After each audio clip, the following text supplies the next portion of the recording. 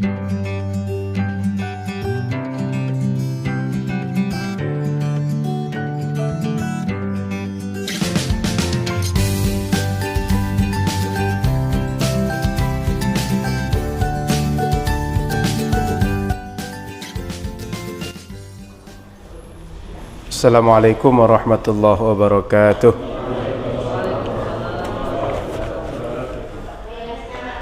Bismillahirrahmanirrahim. Alhamdulillahi barrir rahim, al-wasi'al alim, dzil fadlil azim.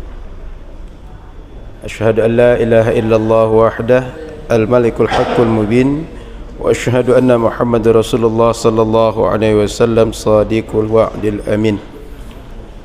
قال سبحانك لا علم لنا إلا ما علمتنا إنك أنت العليم الحكيم وقال رب اشرح لي صدري ويسر لي أمري واحلل عقدة من لساني يفقه قولي اللهم سدد لساني واهد قلبي بحق سيدنا محمد صلى الله عليه وسلم.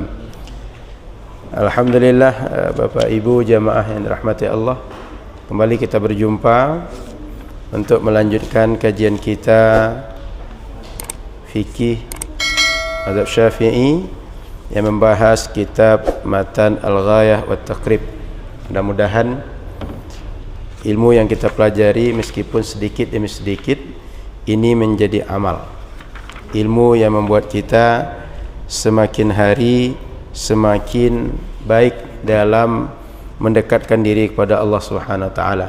Karena ilmu ini kita pelajari gunanya untuk diamalkan, bukan sekedar untuk kita riwayatkan, bukan sekedar untuk kita sebut saya tahu ini tahu itu, tidak, tapi untuk kita pakai. Sehingga kalau berwudu itu sesuai dengan ilmu yang kita dapat.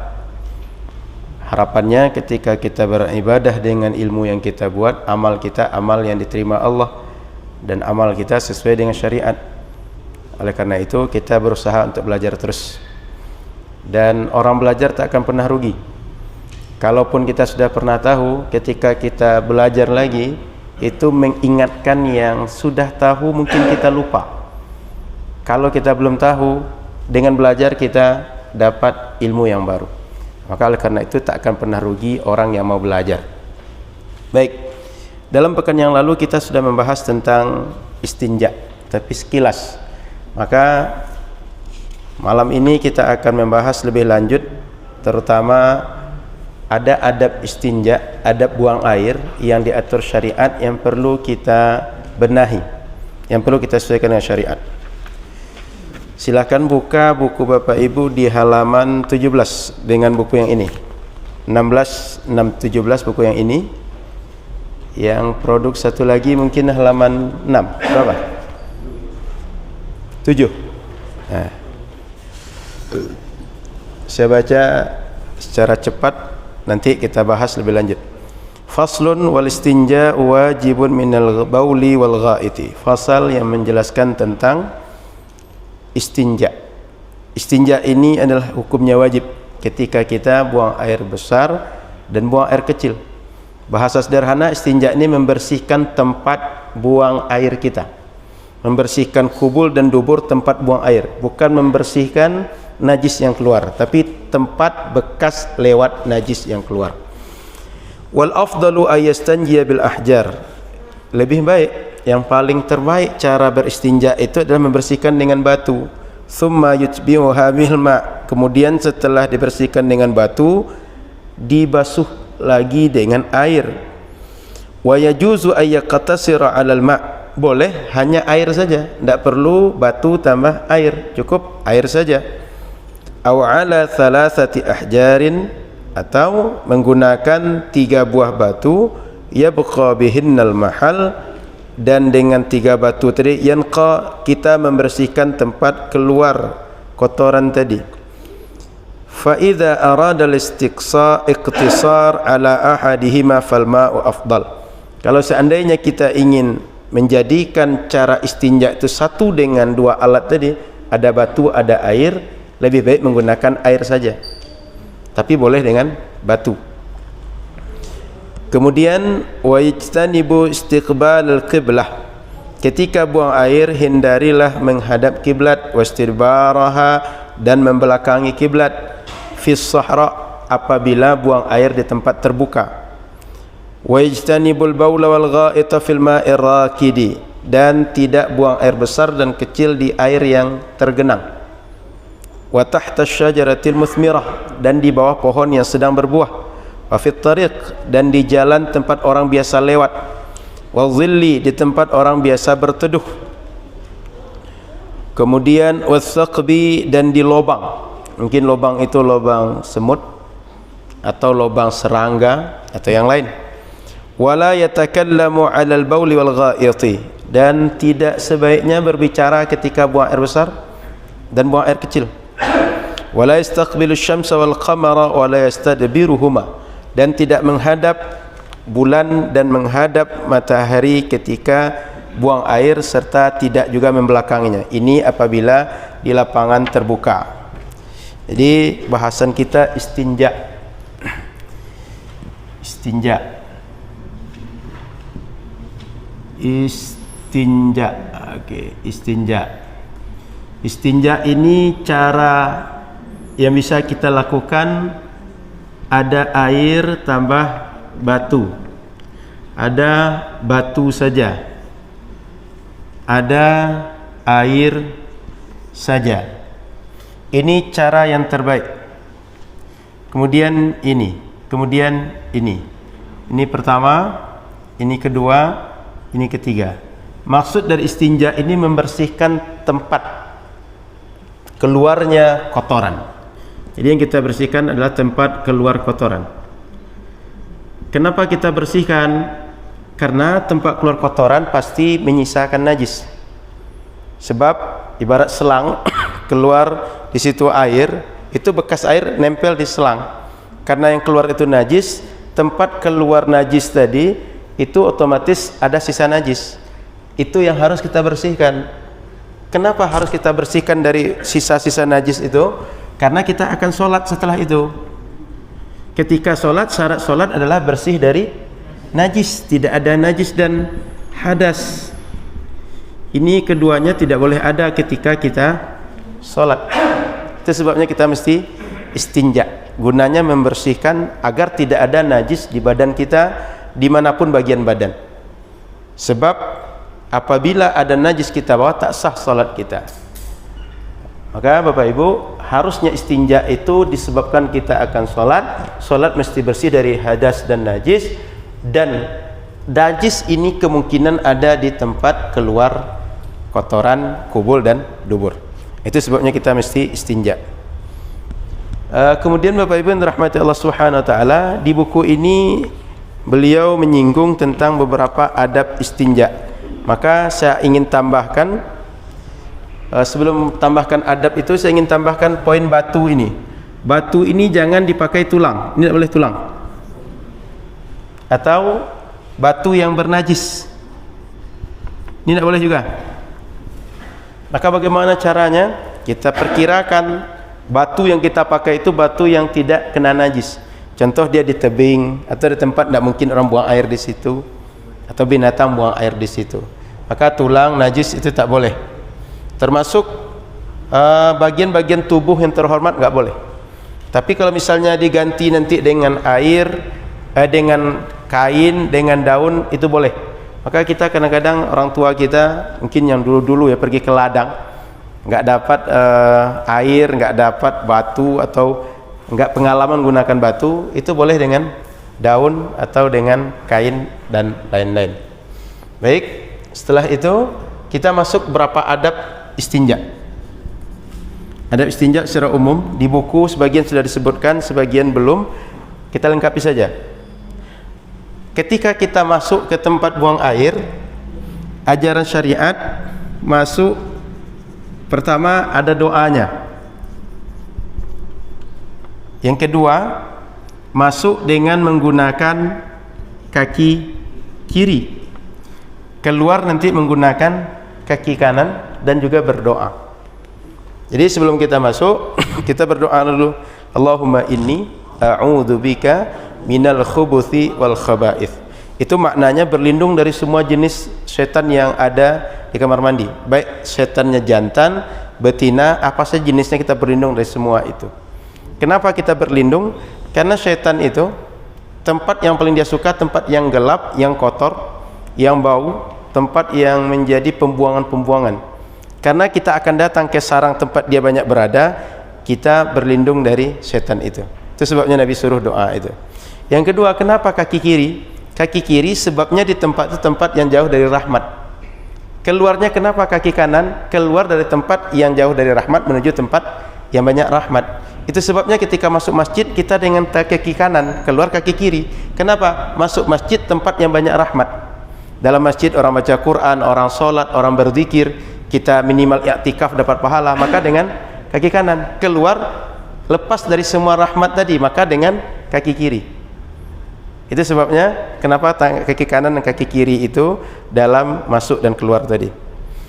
Kemudian yang kedua, menghadap kiblat tadi sudah dibahas. Apabila di tempat terbuka, jangan menghadap kiblat atau membelakangi kiblat. Kenapa? Karena kiblat ini adalah arah yang paling mulia. Dalam sholat kita menghadap ke sana. Maka jangan kita menghadap ketika melakukan sesuatu yang kotor yang kita buat dan membelakanginya. So kalau kita menghadap tidak menghormati, membelakangi juga sama. Ini berlaku bila fis sahra, di luar. Contoh di lapangan, di sungai, di laut, danau, di ladang. Tapi kalau tempat yang sudah terkhusus dalam bangunan, kita boleh menghadap atau membelakang karena sudah dalam bangunan. Nah, itu. Kemudian selanjutnya yang keempat, jangan di air yang tergenang. Kita sudah paham air tergenang itu sirkulasinya nggak bertukar sehingga air tak sehat. Kalau air tak sehat, nyamuk akan bersarang, rayap akan bersarang, dan boleh jadi air tadi menjadi air yang menimbulkan penyakit. Tidak mesti ada nyamuk dan segala macam, tapi menimbulkan penyakit, mudarat balik pada kita. Agama suka la tulqu bi aidikum ila tahlukah. Kalian tuh jangan sampai celaka, jangan sampai kalian mati, jangan sampai sakit gara-gara ulah kalian. Kemudian dalam hadis Nabi, la darara wa la dirar. Jangan kalian buat mudarat yang mudarat untuk orang dan mudarat untuk kalian.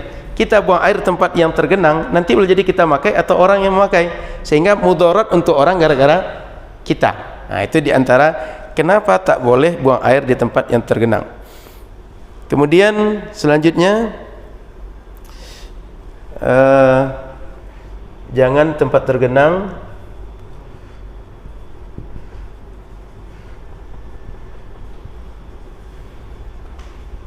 tambahan dari itu adalah kalau laki-laki dianjurkan buang air itu jongkok, duduk jongkok, posisinya kaki kanan ditegakkan, kaki kiri diinjit.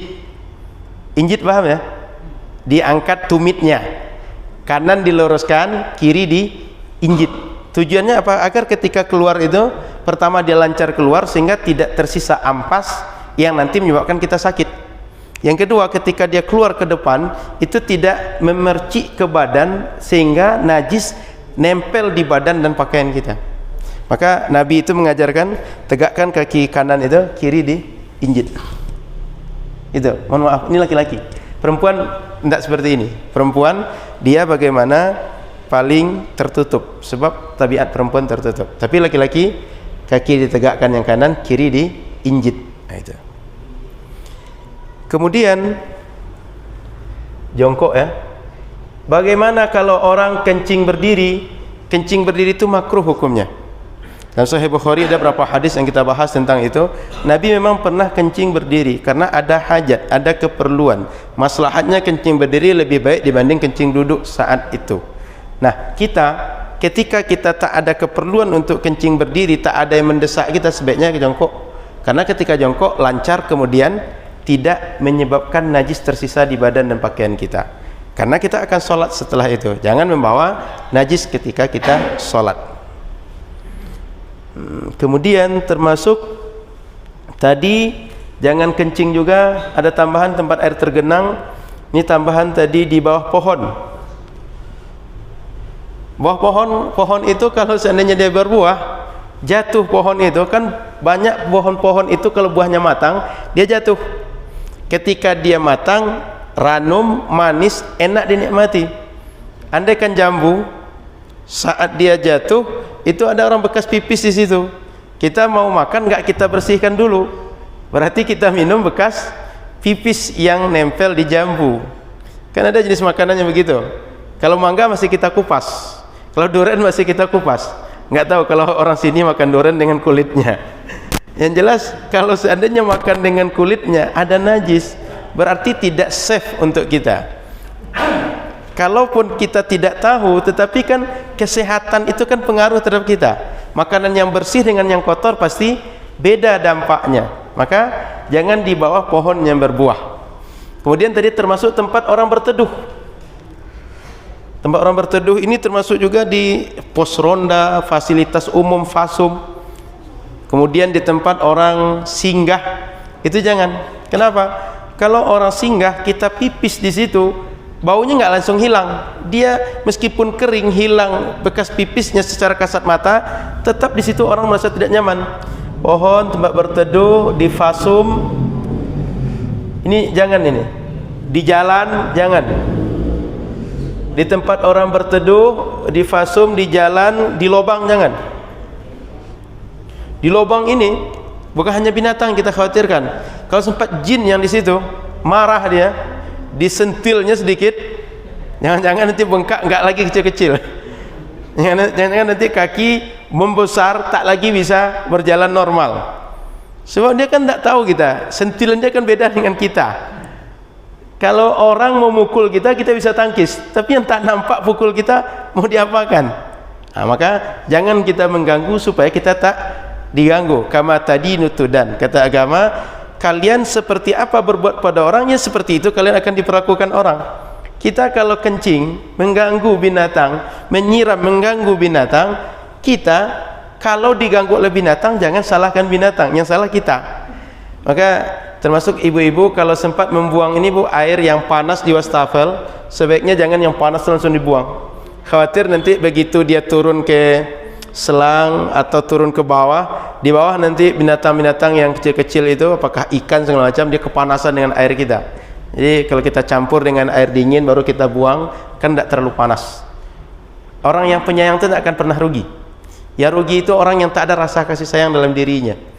Bahkan dengan rasa kasih sayang ini banyak orang yang Allah mudahkan masuk surga. Dalam hadis Sahih Bukhari itu terkenal sekali hadis orang perempuan yang memberi minum anjing. Tapi tengok sebaliknya, ada seorang perempuan, kata Nabi itu fi hirratin, seorang perempuan mukminah, dia beriman, punya kucing, tak diberi makan, juga tak dibiarkan mencari makan sendiri, diikat saja, dikurung saja.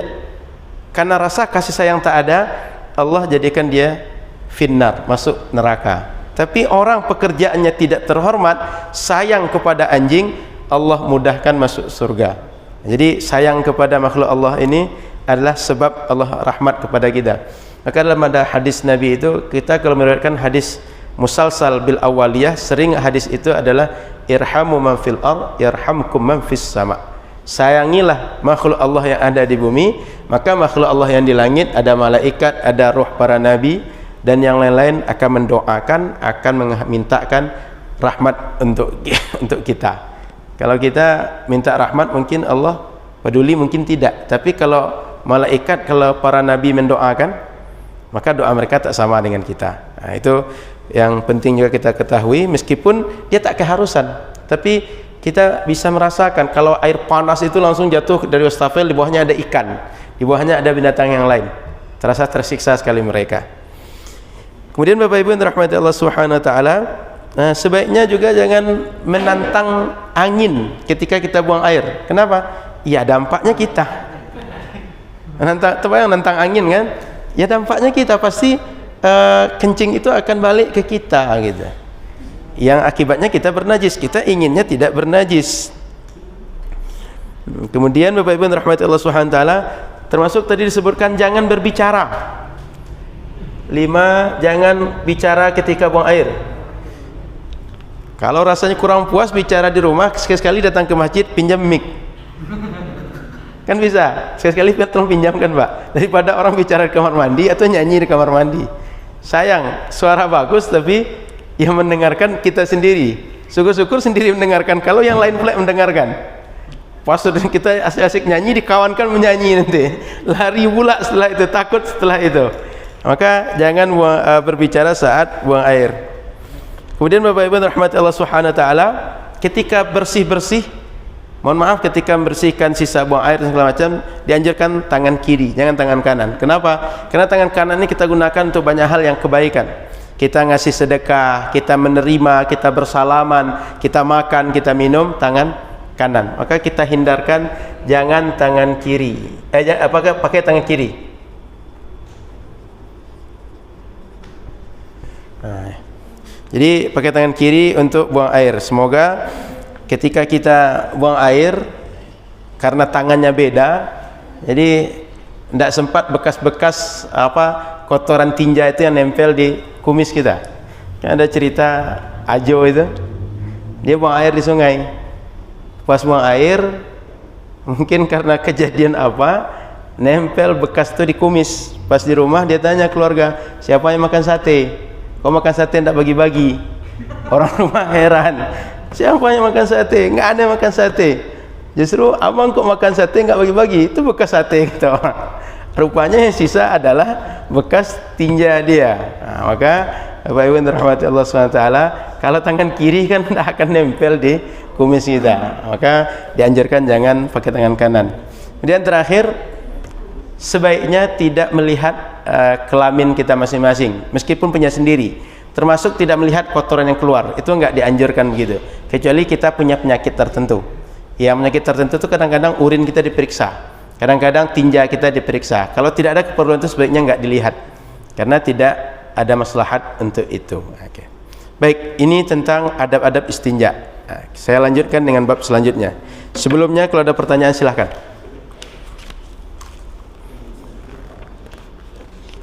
Ada? Silahkan Pak, silahkan. Silahkan. Ya. Baik, secara hukum kita nggak berdosa, karena semut itu dia bukan makhluk Allah yang mukallaf. Yang kedua, kita tak akan dihisab di akhirat gara-gara itu, sebab kan bukan manusia yang punya kehormatan. Yang ketiga, itu bab adab, kita zalim kepada makhluk Allah yang lain. Di situ saja, zalim kepada makhluk Allah yang dia tak bersalah dengan kita. Kalaupun semut itu dia di tempat yang kita anggap tak tepat, umumnya kesalahannya dari kita. Kenapa? Dia anggap tempat itu karena kotor, itulah tempat yang layak bagi dia. Maka sebaiknya mengusir dia itu dengan cara yang tak menyakiti dia. Kan masih bisa cara yang lain. Tidak dibakar kan masih bisa. Diusir, ditiup kan masih bisa. Dibersihkan tempat itu masih bisa. Disapu masih bisa. Sebaiknya dilakukan cara-cara yang tidak menzalimi dia. Secara hukum insya Allah tidak berdosa seperti itu, dan tidak akan ada hisab dari semut ke kita, sehingga nanti jangan pula takut di akhirat semut nagih. Nah, tapi kalau orang kita zalimi, dia akan nagih ke kita. Nah, cuma semut itu bab adab kita menzalimi makhluk Allah Subhanahu wa taala. Baik, ada lagi silakan. Silakan Pak. Karena ada juga nih binatang-binatang yang dianjurkan untuk dibunuh. Iya. Seperti cicak. Iya. Kecoa. Baik, apabila binatang-binatang yang dianjurkan untuk membunuh, memang kita sunnah membunuhnya. Jangankan ketika kita tidak kondisi normal, sedang sholat saja kalau ada ular, ada kelajengking atau yang lain-lain yang mungkin bisa membahayakan kita atau orang sekitar kita, itu boleh kita membunuh itu dalam sholat. Sedang sholat kita membunuh itu boleh. Kenapa? Karena mudarat, membahayakan. Mereka tidak sayang dengan kita. Begitu kalajengking itu nampak manusia atau merasa tak aman, dia kan akan menjepit saja, bisanya berbahaya. Apalagi binatang-binatang melata padang pasir rata-rata kan lebih berbisa dibanding hutan kita. Begitu sekali mematuk bisa mematikan, maka Nabi suruh bunuh, sehingga disebut lebih fawasik, binatang-binatang yang sangat membahayakan kita yang dianjurkan untuk dibunuh. Begitu Pak, meskipun dalam sholat boleh membunuhnya, dan sholat tetap lanjut, tak batal sholat kita.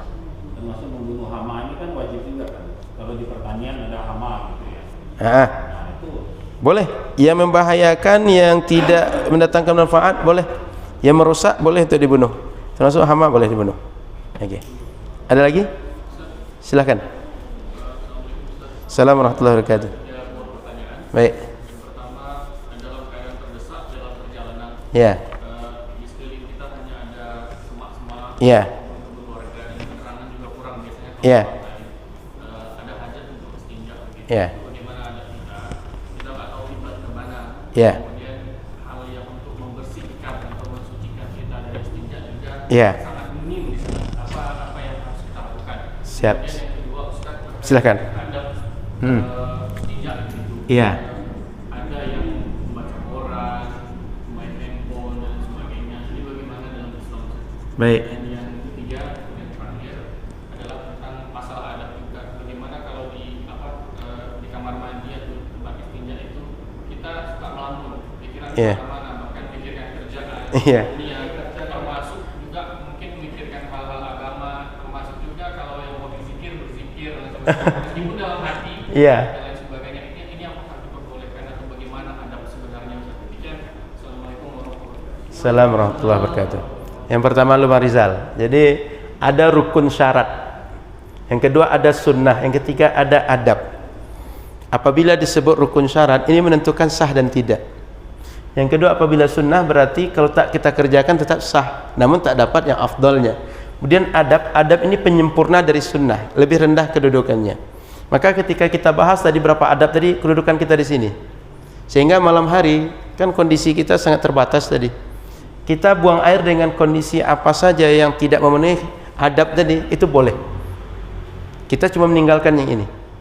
Tidak meninggalkan sah dan tidak buang air kita. Tapi meninggalkan adab yang tidak menimbulkan dosa kalau kita melakukan sebaliknya. Itu. Termasuk di dalam solat berjamaah, rapat dan lurus saf, ini bagiannya di sini, bukan di sini. Seandainya berjamaah itu imam di depan sini, makmum paling belakang saf itu, selama satu tempat yang tergabung itu sah berjamaah mereka. Bahkan dalam mazhab Syafi'i nanti kita bahas dalam fikih ini, selama jaraknya satu tempat meskipun berjarak 360 hasta atau 300 hasta, lebih kurang hampir 200 meter itu, tapi satu tempat dihitung orang tadi berjamaah. Kenapa? Satu tempat yang sama. Jamaah itu dihitung kesamaan tempat. Nah, rapat dan lurus saf seperti kita sholat biasa itu adalah adab. Maka ketika pandemi kita sholat tidak rapat dan lurus, ini meninggalkan ini saja, tidak meninggalkan sah dan tidak berjamaah kita. Paham ya? Tidak menentukan sah dan tidak berjamaah kita. Maknanya kalaupun tidak pandemi, ada orang tidak rapat safnya, tetap sah berjamaah mereka. Cuma meninggalkan kesempurnaan ini.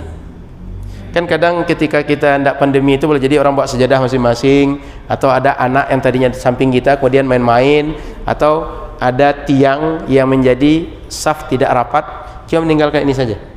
Tidak meninggalkan penentu sah dan tidaknya berjamaah kita. Tuh. Yang kedua, bagaimana orang yang baca koran, baca berita, atau pegang HP sekarang kan?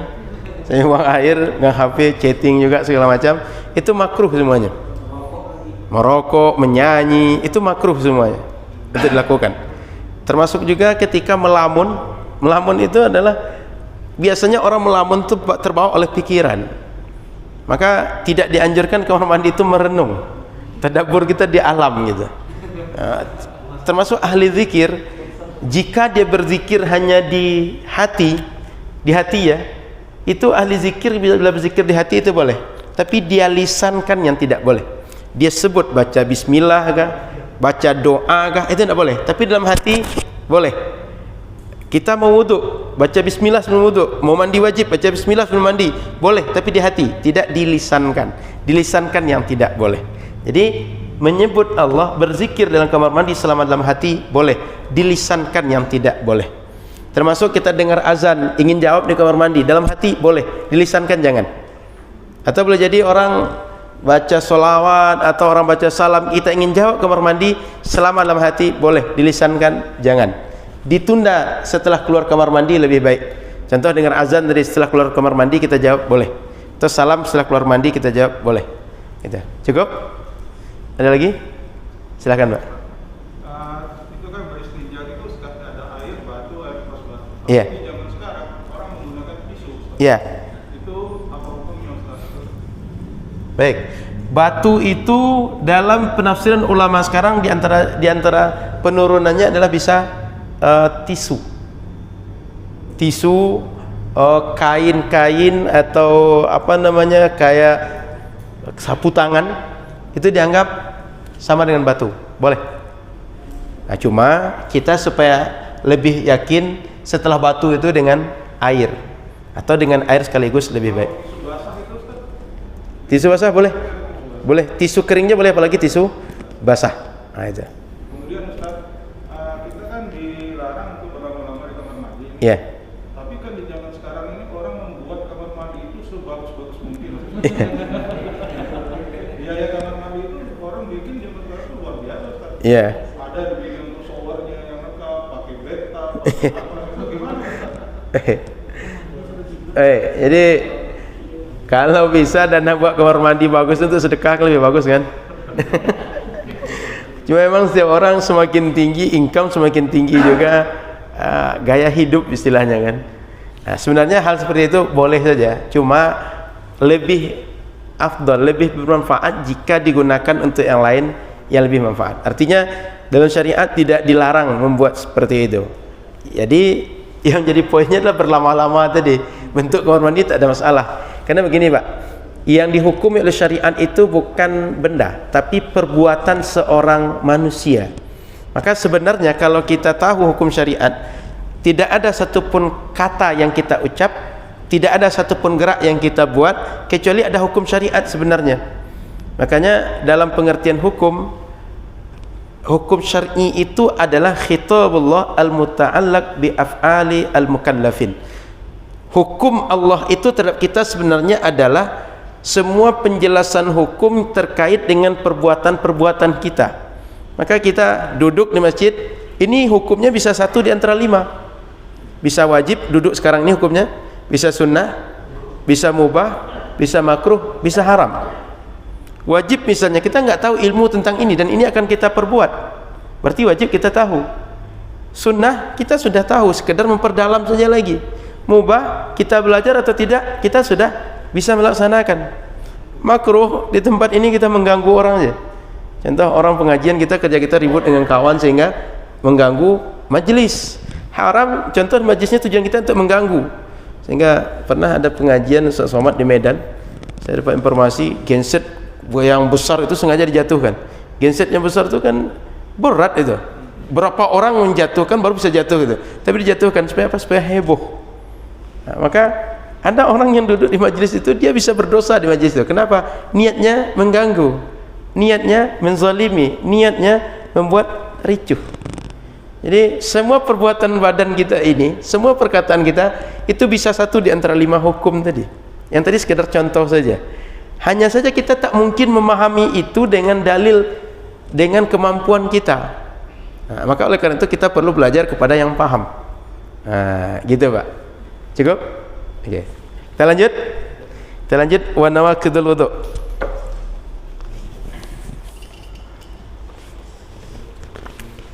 Faslun, halaman 18 di buku yang ini. Yang satu lagi mungkin halaman 7 atau 8. 7. Walladzi yunqidul wudu'a sittatu asya'. Dan yang membatalkan wudu itu ada 6. Ma kharaja minas sabilaini.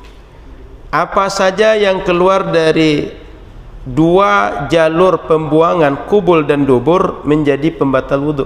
Kencing, pipis. Yang kedua, wan naumu ala ghairi hayatil mutamakkini. Yang kedua, tidur tapi posisi duduk tidak duduk yang kokoh di atas tempat kita duduk. Nanti saya jelaskan lebih lanjut. Yang ketiga, wazawalul akli bisukrin au maradin, hilang akal sebab kita mabuk atau sakit. Walamsur rajulil mar'atal ajnabiyyata min ghairi ha'il, laki-laki menyentuh perempuan yang bukan mahram tanpa ada penghalang. Orang yang halal kita nikahi kita sentuh, batal wudu kita. Yang kelima, wa massu farjil adami bi batinil kaffi wa massu halqati duburihi alal jadid Wa masu menyentuh kemaluan manusia dengan telapak tangan. Telapak tangan yang apabila kita temukan kedua telapak tangan ini dia beradu. Bagian itu bila menyentuh kemaluan membatalkan wudu. Atau menyentuh, mohon maaf, tempat buang dubur keluar itu kan dia bulat biasanya, ada lipatan-lipatan. Menyentuh lipatan-lipatan itu menurut pendapat al-jadid, mazhab Imam Syafi'i yang jadid. Saya jelaskan masing-masing. Satu, apapun yang keluar dari dua tempat pengeluaran kubul dan dubur membatalkan wudu. Itu semuanya membatalkan wudu. Hanya saja yang keluar ini ada yang najis, ada yang tidak. Ada yang najis, ada yang tidak. Contoh dari kubul dulu. Keluar dari kubul itu ada berapa macam? Satu, sperma atau mani. Yang kedua, madhi. Yang ketiga, wadi. Yang keempat, urin biasa. Ini tidak najis.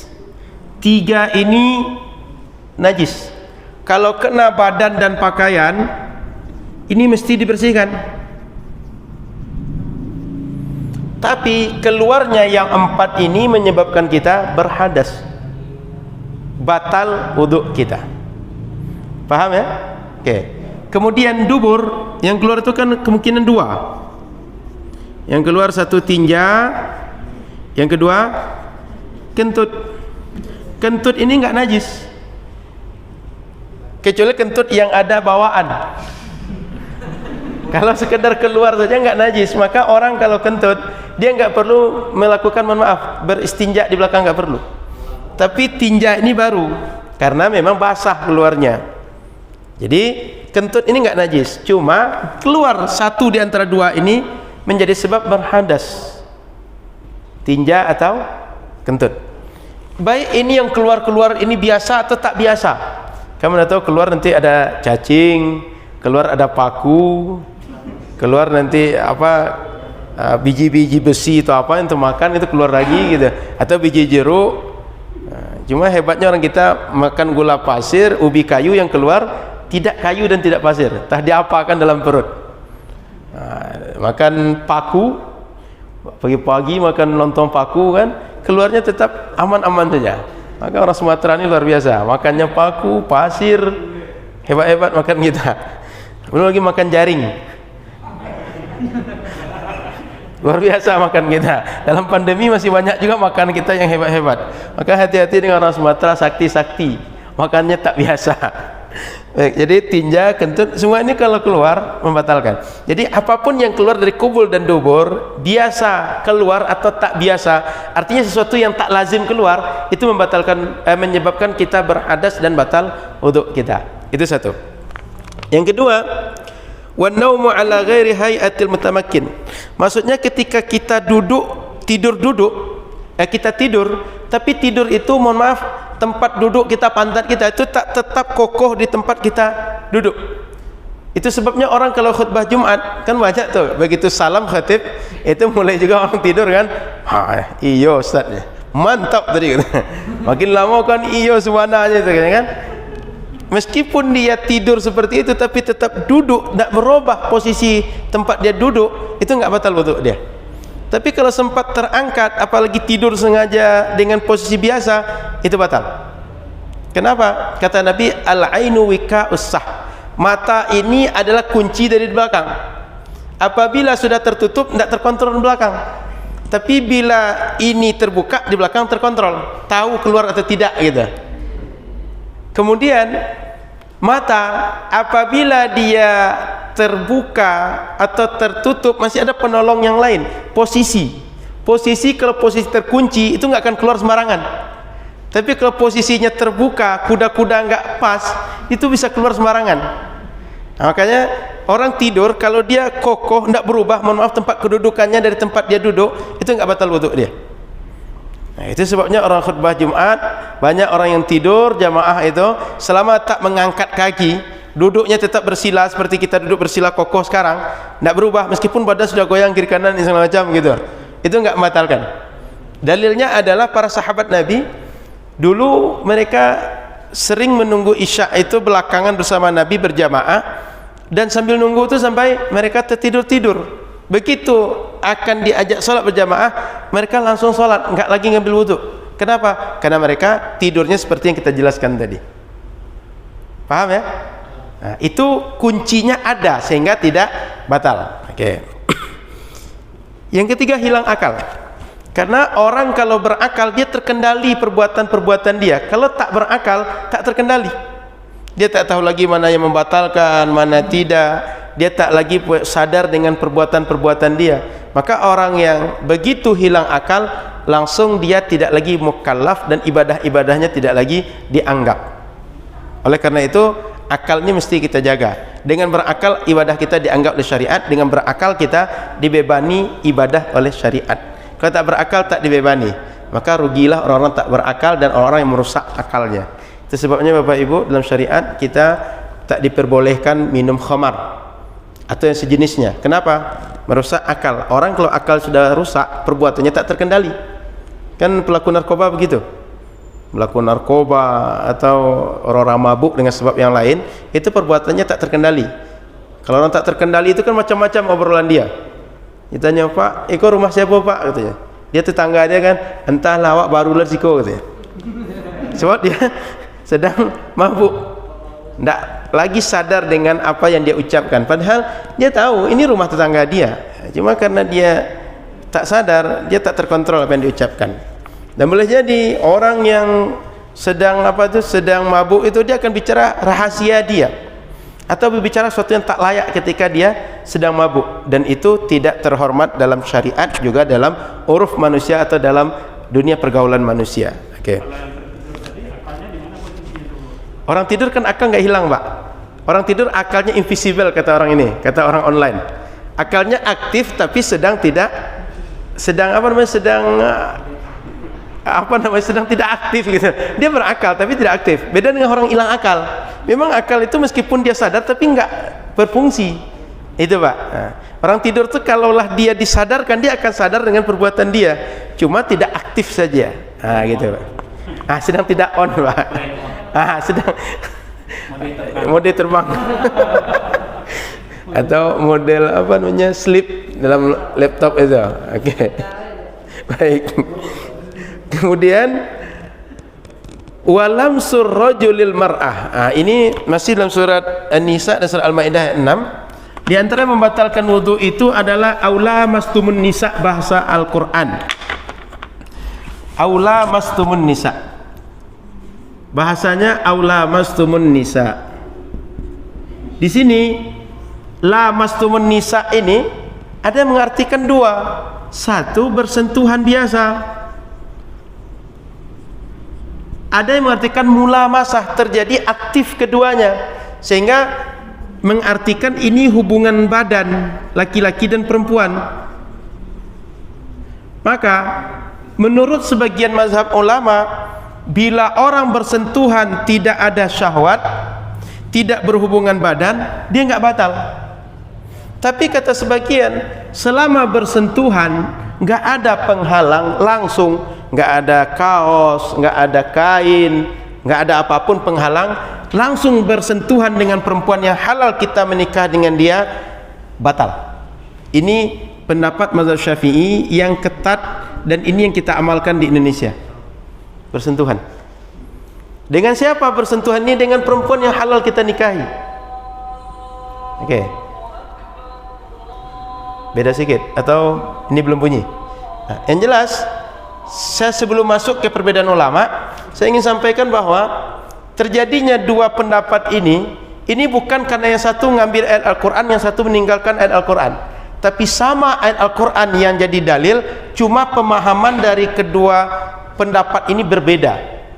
Maka Bapak Ibu rahmati Allah Subhanahu wa taala, perlu dibedakan tidak sejalan dengan ayat dan tidak sejalan dengan pemahaman ayat. Paham ya? Kita bertentangan dengan ayat Al-Quran dan pemahaman ayat Al-Quran itu dua hal yang berbeda. Paham maksud saya? Termasuk ketika kita solat mengikut Al-Quran, mengikut hadis dengan pemahaman seseorang terhadap Al-Quran dan hadis itu dua hal yang berbeda. Maka kalau ada Bapak Ibu kenal belakangan ada buku Sifat Solat Nabi yang dikumpulkan oleh Syekh Albani. Ketika kita solat berpedoman dengan buku itu, kita bukan solat berpedoman pada Al-Quran dan Sunnah, tapi solat berpedoman kepada pemahaman Syekh Albani terhadap dalil. Itu perlu kita pahami. Dan ketika kita solat dengan cara biasa menurut mazhab Syafi'i, itu solat kita terhadap pemahaman ulama mazhab Syafi'i terhadap Al-Quran dan hadis dalam tata cara solat. Paham ya?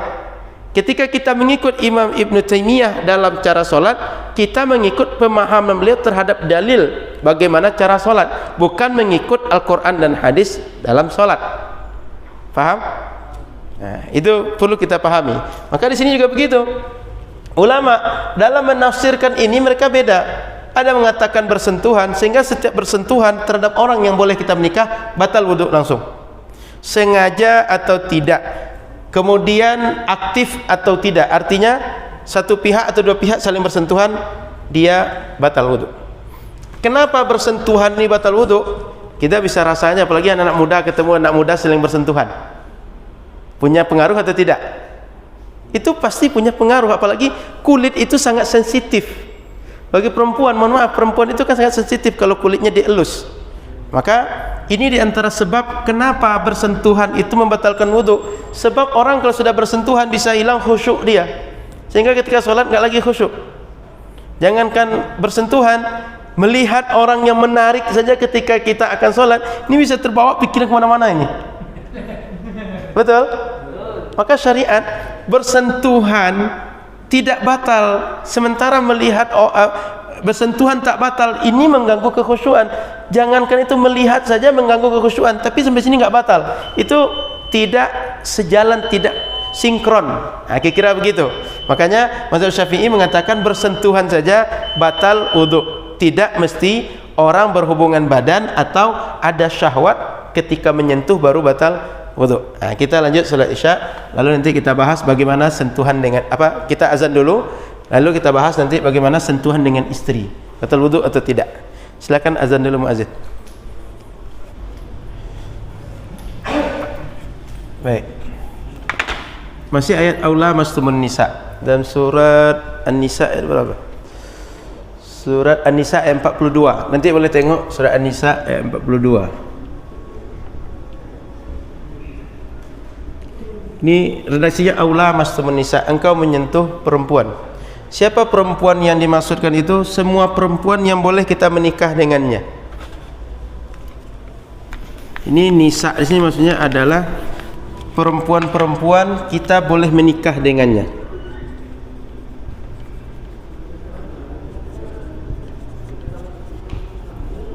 Yang boleh dinikahi. Maka karena maksudnya perempuan boleh dinikahi, ini termasuk di sini adalah istri, termasuk orang lain. Artinya perempuan yang selain istri kita termasuk. Siapa yang tidak termasuk perempuan di sini adalah mahram kita. Setiap keluarga kita yang tak boleh kita nikahi itu bersentuhan nggak membatalkan wudhu. Maka Bapak Ibu perlu kita pahami, nasab dalam syariat itu mesti diketahui. Tujuannya apa? Pengaruh satu diantaranya ini, batal wudhu dan tidak. Pengaruh lagi siapa orang yang boleh kita lihat dan kita berdosa kalau melihat. Itu turunan dari nasab. Tahu nasab ya? Garis keturunan silsilah kita, siapa saja saudara kita, sekandung, siapa yang bukan sekandung dan segala macam, itu pengaruhnya banyak. Tidak hanya nikah dan harta warisannya, di antaranya adalah batal wudhu. Siapa yang batal wudhu kita dengan dia? Dua, siapa yang haram tidak boleh kita bersentuhan. Yang ketiga, melihat. Secara syariat kita melihat orang ini tak boleh sembarangan. Laki-laki lihat perempuan yang halal dia menikah tanpa ada keperluan itu tidak boleh. Kalau dia melihat, menatap, itu bisa berdosa dengan itu. Nah, kecuali nanti orang yang dalam belajar, dalam berobat, dalam transaksi atau keperluan-keperluan tertentu. batal wudu, sentuhan, melihat, baru nanti ada perwalian dalam nikah. Lalu siapa yang boleh dinikahi? Baru nanti ada juga tentang warisan. Nanti ada wasiat, banyak turunan pada nasab. Oleh karena itu sejak dulu orang sangat memperhatikan nasab ini. Si anu anaknya siapa? Kemudian bapaknya punya adik siapa? Itu punya pengaruh nanti terhadap hal-hal yang menurut aturan syariat perlu diatur. Kita sering tidak tahu. Bapak kita punya bapak masih hafal, tapi bapak dari kakek itu sudah sering kita tak hafal lagi, tak tahu kita. Kemudian dia punya keluarga berapa, turunannya siapa, nanti siapa saja anaknya, itu sering kita tidak tahu. Padahal ini pengaruhnya banyak. Nah, termasuk di sini juga kalau ada ibu-ibu yang menyusukan anak orang lain.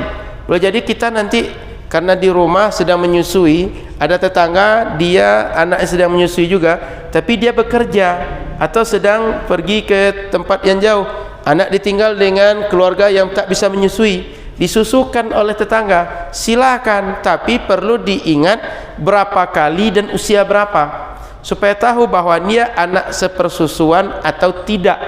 Tujuannya nanti dia tahu dia boleh menikah tidak dengan anak ibu yang menyusukan tadi, dan siapa saja yang terlibat dengan nasab mereka.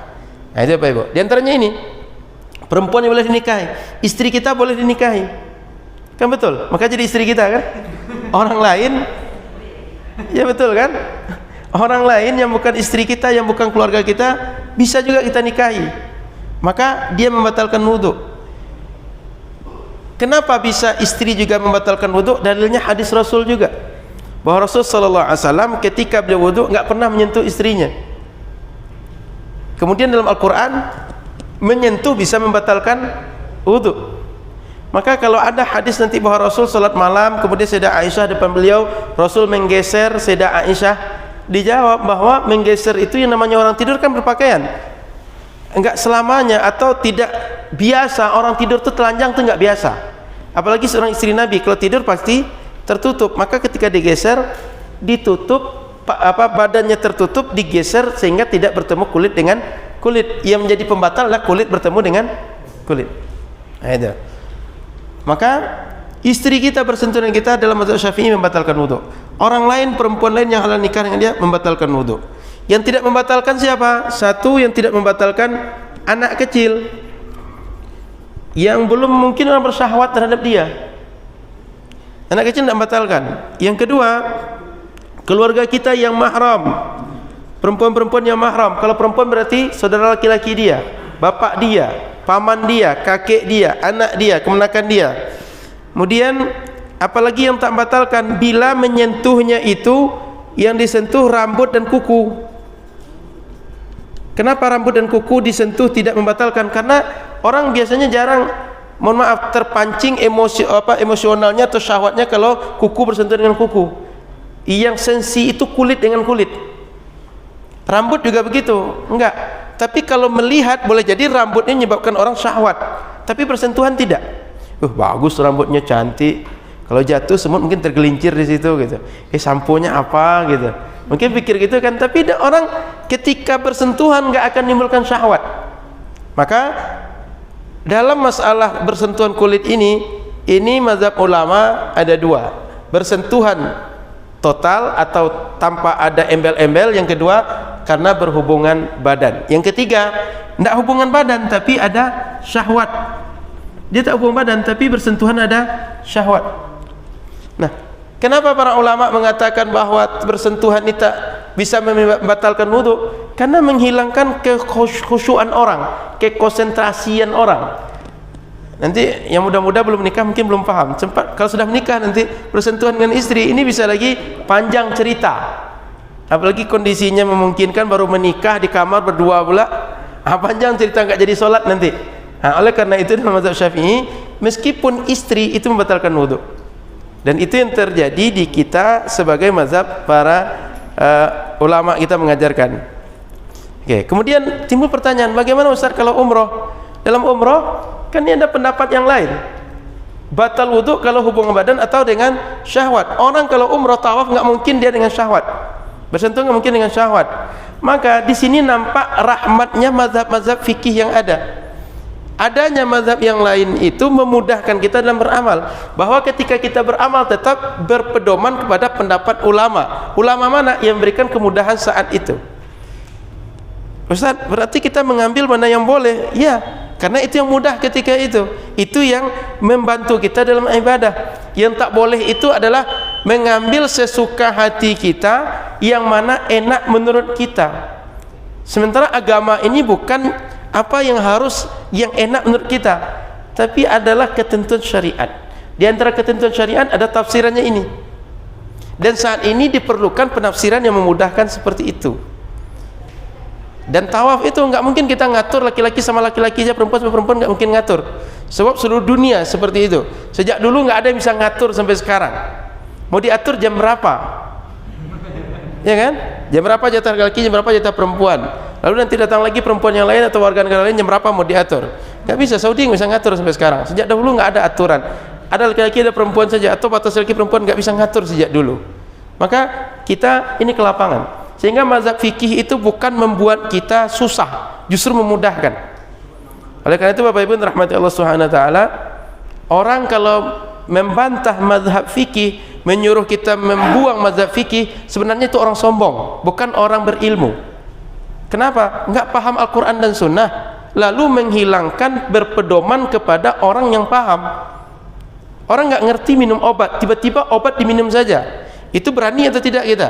Pasti nggak berani. Ketika kita punya Al-Quran, sebanyak apapun Al-Quran, kita berdalil langsung nggak bisa. Ada kitab hadis, kitab hadis, kitab fikih, membaca aja nggak bisa.